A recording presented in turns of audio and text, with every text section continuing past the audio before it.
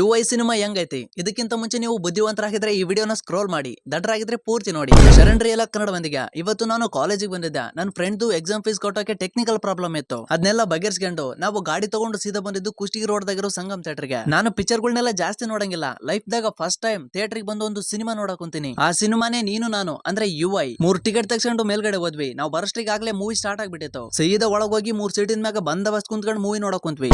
2 hours later. Cinema ಎಲ್ಲ ಮುಗಿತು, ಹೊರಗ್ ಬಂದ್ವಿ. ಸಿನಿಮಾ ಹೆಂಗಿತ್ತಪ್ಪ ಅಂದ್ರ, ಈ ಸಮಾಜದ ರಿಯಾಲಿಟಿ ಬಗ್ಗೆ ಅರ್ಥ ಮಾಡಿಕೊಂಡವನು ಅರ್ಥವಾಗದಂತೆ ಬದುಕುವ, ಅರ್ಥವಾಗದವನು ಅರ್ಥ ಮಾಡಿಕೊಳ್ಳಲಾಗದೆ ಅರ್ಥಹೀನನಂತೆ ಬದುಕುವ, ಅರ್ಥ ಆದವನು ಅರ್ಥ ಮಾಡಿಸೋಕೆ ಹೊರಟಾಗ ಅವನನ್ನ ಅರ್ಥಹೀನನನ್ನಾಗಿ ಮಾಡುವ, ಅರ್ಥವಿಲ್ಲದ ಸಮಾಜದ ಅರ್ಥವನ್ನ ಅರ್ಥ ಆಗದವರಿಗೆ ಅರ್ಥ ಮಾಡಿಸೋಕೆ ಹೊರಟ, ಬುದ್ಧಿವಂತನ ಬುದ್ಧಿವಂತಿಕೆಯ ಬುದ್ಧಿವಂತರಿಗಲ್ಲ ಅನ್ನುವ ಸಿನಿಮಾನೇ UI. ನಿಮ್ಮ ಅಮ್ಮನ ಪಿಂಡ ಯಾವ ಬೋಳಿ ಮಗನಿಗೆ ಅರ್ಥವಾಗುತ್ತದು?